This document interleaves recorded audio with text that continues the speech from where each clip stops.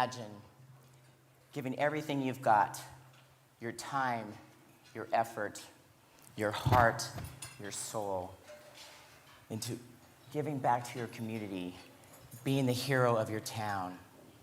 You train hard, you work hard, and you're told after it's all done, no, you're a girl. You're not strong enough. You can't perform the tasks and duties that we men do.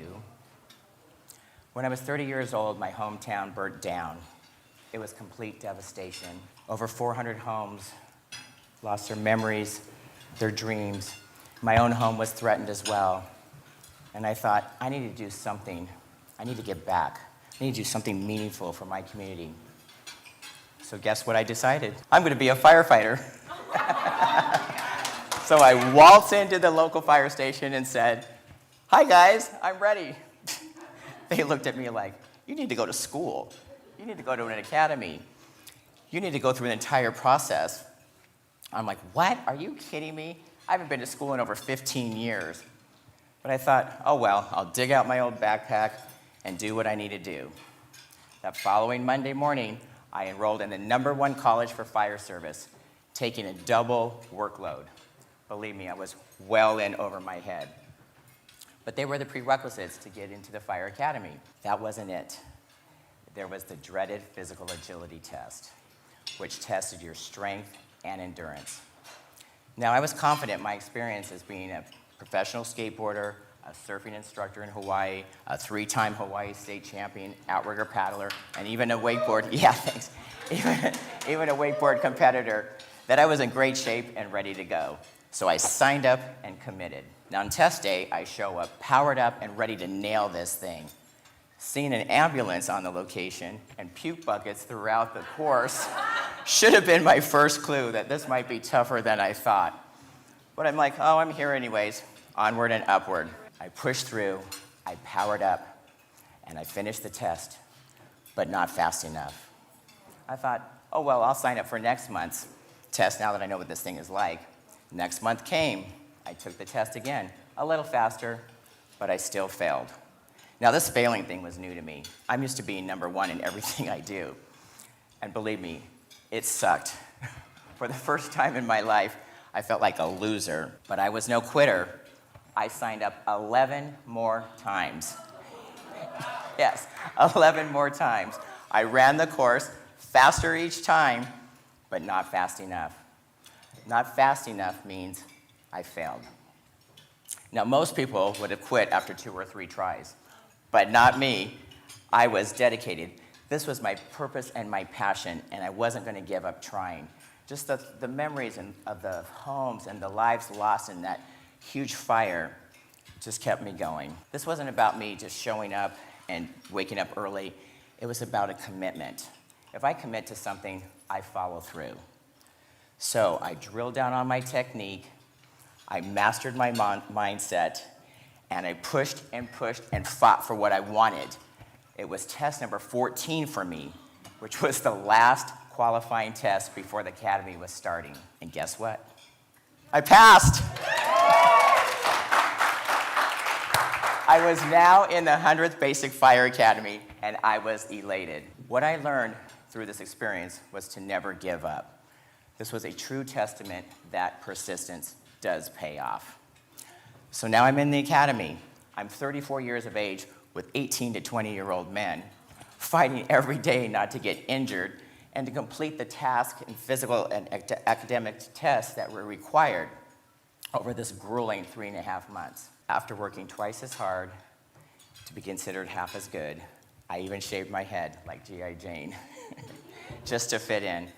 But I was welcomed, they cheered me on, and I was part of the team. Now I graduate from the fire academy, and I'm hired by my local firefighting town as a reserve firefighter. I was a little aggressive because I was very excited, and I took officer courses, and later became an engineer. I got promoted, which meant I got to drive the big red fire engine.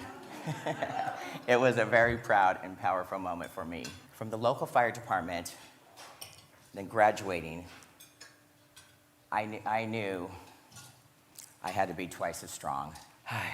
I pulled up my bootstraps and fought on. As I remember, there was two women that wanted to sue the city for gender discrimination. Now, I was part of that lawsuit. But before I back up on that, there was so much I put into this. All my time and my effort to be in this and to have this happen was absolutely devastating. Being hired as a firefighter was so important to me. And after all of this happened, we decided we had to sue. It was just devastating. What I remember is that preparing for the oral interview, this was the final piece. I was all in. But what I didn't realize at the time, that there was no way I was getting this job. The firefighter, the engineer, and the captain that sat on my final oral interview had already decided, way before I even came into that room, that I wasn't getting this full-time position, not with this department. They said that they scored me so ridiculously low, and on purpose, so not to get to the chief's hiring list, because he had made it very clear that I was his primary choice. To justify their ridiculous score, they said I was spinning in my chair like an exorcist, with beads of sweat dripping off my nose. Now let's just pause there. I was a pro athlete. I then became a 10-time bodybuilding champion, as you guys heard. I work out hard. I never sweat. I glisten.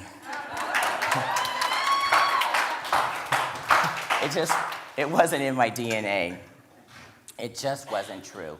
It was completely fabricated. And so I was confident that I was a threat, yes, because I was strong, I was assertive, and I was pushing this good old boy club. In fact, in 78 years, they had never hired a minority, let alone a woman. And they certainly weren't going to start with me.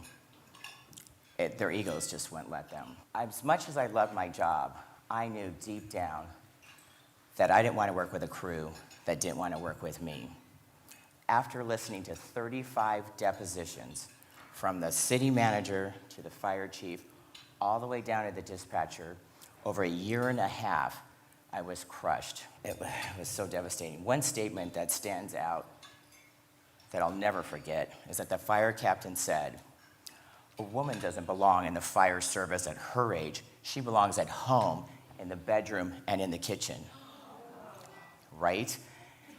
Hearing these words from my coworkers made me really know that it was clear they didn't want to work with another female, not on their crew, ever. So I was literally emotionally drained, and at times physically sick. After all the physical and emotional effort to get hired, I was watching this go up in flames right before my eyes. During the lawsuit, I was warned by some of my allies not to respond to the emergency or 911 calls, as it just wasn't safe. Did they have my back? I don't know. I couldn't rely on my team. Was it worth getting injured or literally risking my life to save another? But here's the deal. I gave up my career and sacrificed everything as I was blackballed in the fire service. From that, the moral of my story is that through perseverance, the outcome can be so much bigger than I thought. In hindsight, I believe this all happened for a reason. I truly believe that. Everything I've done in my life since then has propelled me to be the strong, impactful influencer that I am today, right? I made change in the fire service across the country. I became a 10-time bodybuilding champion. As you heard, I became Hollywood's go-to girl for major music videos. Lady Gaga, J-Lo, and Justin Bieber, to name just a few. So can you see why I'm so grateful for all of this that happened? Because I believe every obstacle can be an opportunity. It's how I embrace it as such. I can let it take me out, or I decided to use these challenges to help other women, especially women that are partaking in male-dominated arenas.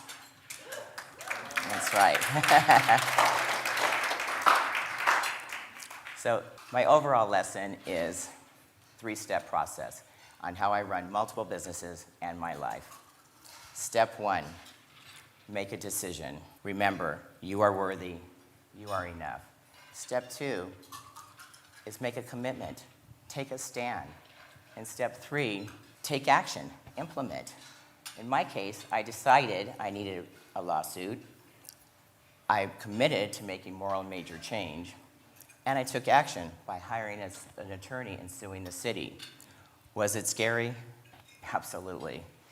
Did it require courage? You bet. My life is about making change for other women. This is what I stand for. This is what I believe in. This is me to my core. This is how I define a leader within. But now I identify as the faith and fitness queen. And I can honestly say my life's pretty amazing. So whatever it is out there that's holding you back, always remember that you can make a change, take a stand, and be the leader you were meant to be. Be strong, be fierce, and be you. And give your glory to God. Thank you. Boom. Thanks for watching, and if you liked what you saw and you don't want to miss more, make sure you hit the red button that says subscribe. That's right, subscribe, and also hit the bell so you don't miss any of my fabulous, awesome videos coming up. Okay, I'll see you guys real soon, and remember, be strong, be fierce, and be you. Boom.